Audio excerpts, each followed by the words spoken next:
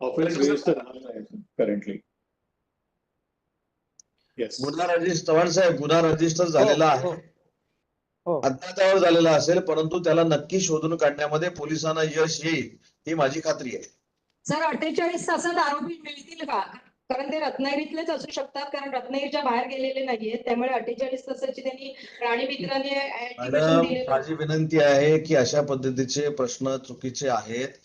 48 तासामध्ये पकडणं, ते रत्नागिरीतच आहेत म्हणजे तुम्हाला ते गुन्हेगार माहिती आहेत असं त्याचा अर्थ होतो.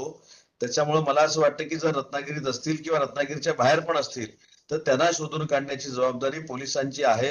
ती पोलिसांनी स्वीकारलेली आहे आणि पोलीस त्यांना शोधून काढतील. सर, एक आजची घटना ही दुर्दैवी घटना आहे आणि पुन्हा एकदा मोकाट जनावरांचा विषय ऐरणीवर आलाय.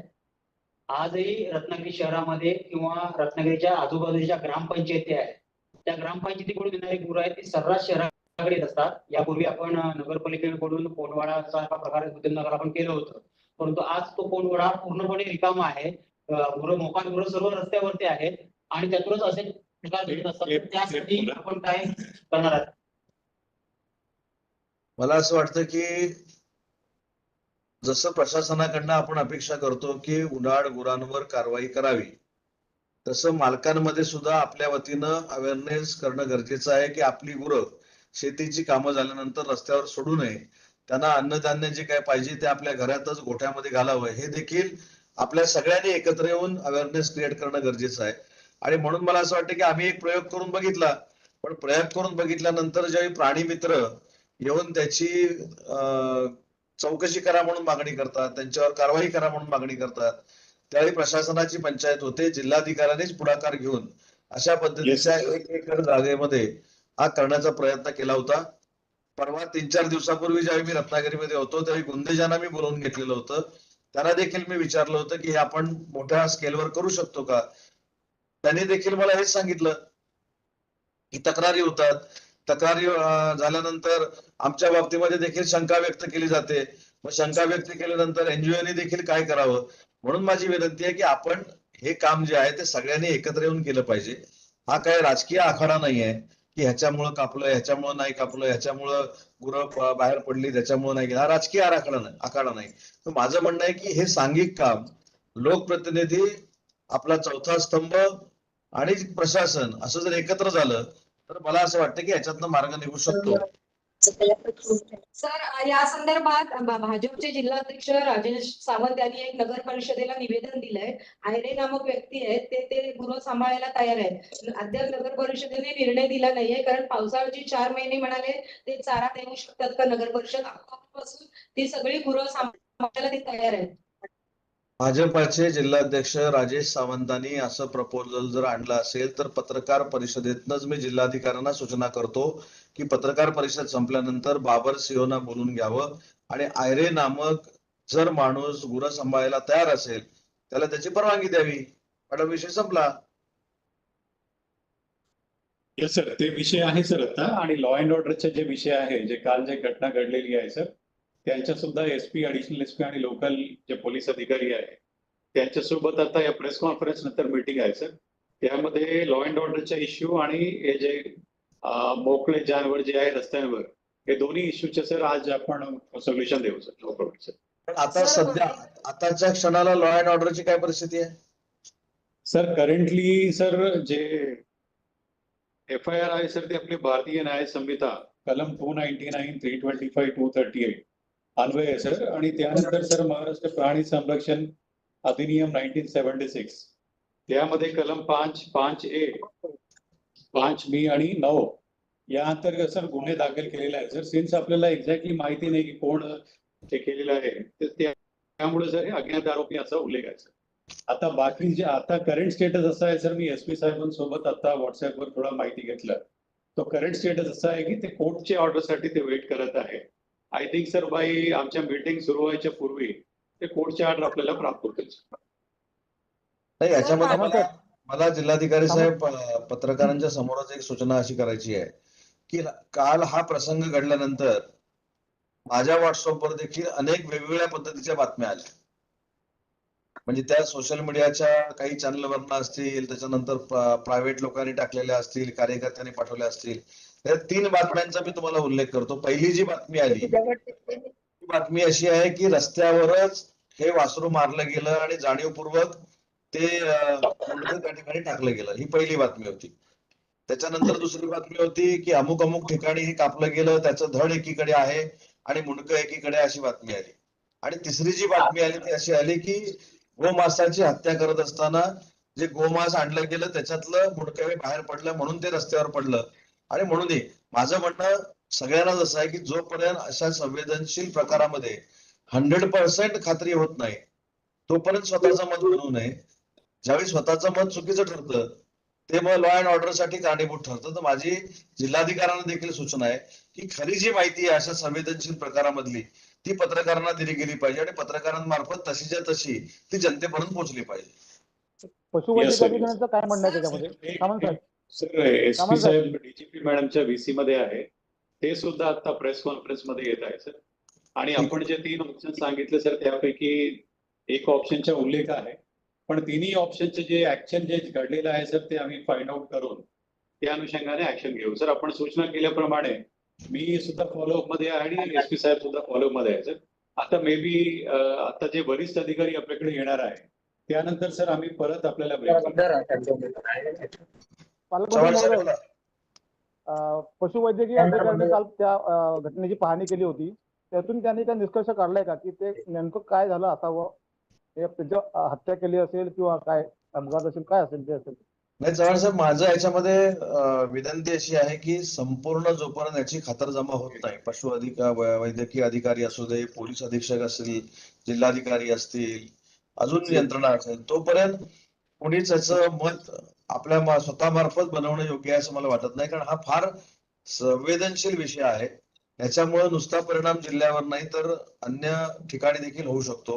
म्हणून जोपर्यंत खरी बातमी आणि ऑथेंटिक बातमी न्यूज येत नाही तोपर्यंत माझी देखील जिल्हाधिकारी आपल्याला सूचना आहे की सर. माहिती देत असताना ऑथेंटिक माहितीच प्रेसला दिली गेली पाहिजे आणि ती माहिती अधिकाऱ्याकडनं आपण द्यावी आणि लॉ अँड ऑर्डर होणार नाही याची दक्षता घ्यावी. साहेब आपल्याला येस सर.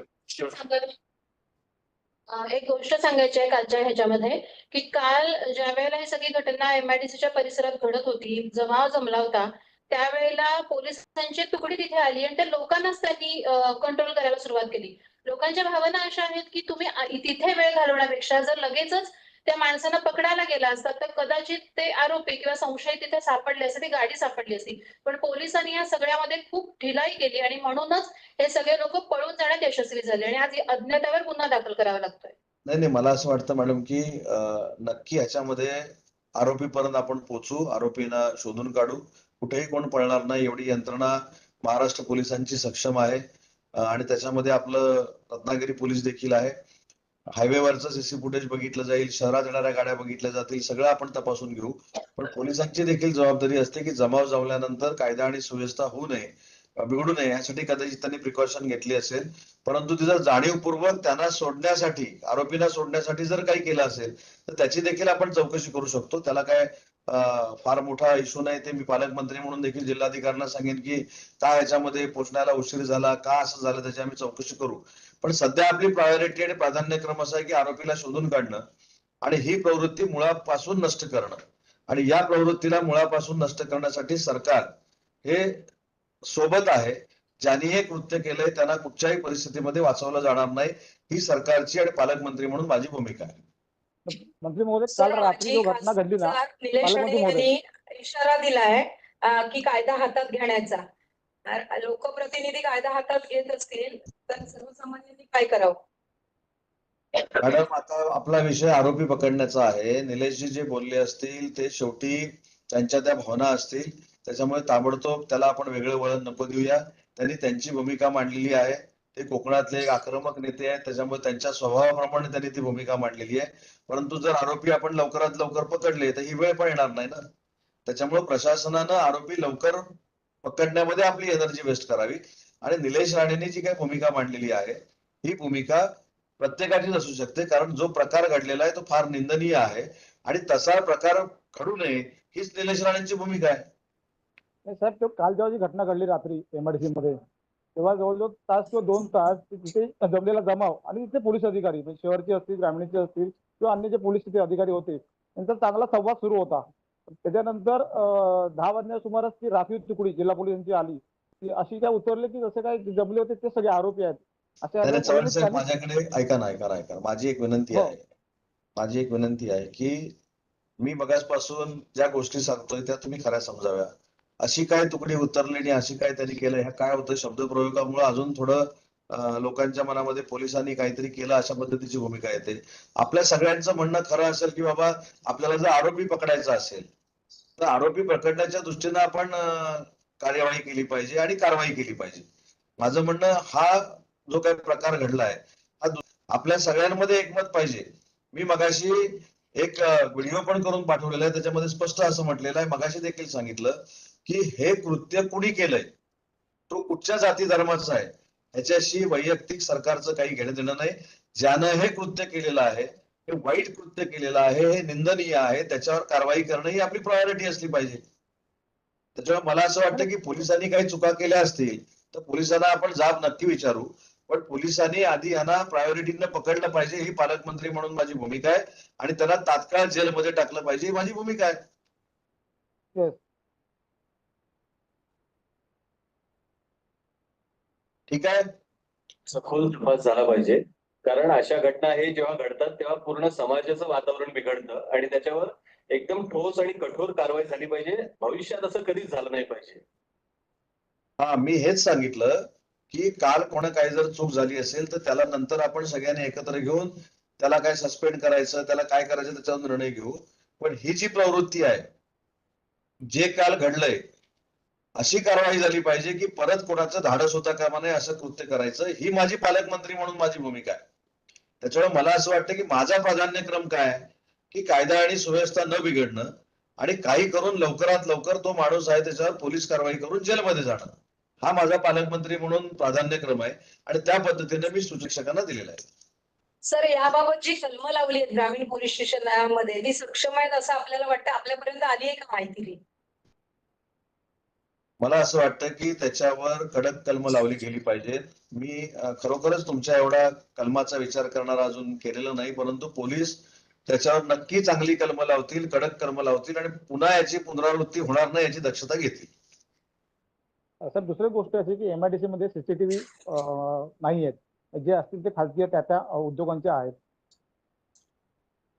कालच तातडीनं मी माझ्या अधिकाऱ्यांना सांगून MIDC मध्ये CCTV कॅमेरा लावण्याच्या निविदा काढण्याच्या सूचना दिलेल्या आहेत. ओके. सर, दुसरा प्रश्न विचारला तर चालेल का? रत्नागिरी शहराच्या संदर्भात आहे. नाही, मला असं वाटतं की हाच विषय एवढा संवेदनशील आहे. आता उद्या मी येणार आहे ना, उद्या आपण परत भेटू. Okay, thank you. त्यावेळी मॅडम लिस्ट करून ठेवा प्रश्नाची, काय काय विचारायचे ते एकदाच विचारून टाका सगळे. ठीक आहे, धन्यवाद. Yes, sir. Thank you, sir. Thank you. Thank you sir. Sir, आता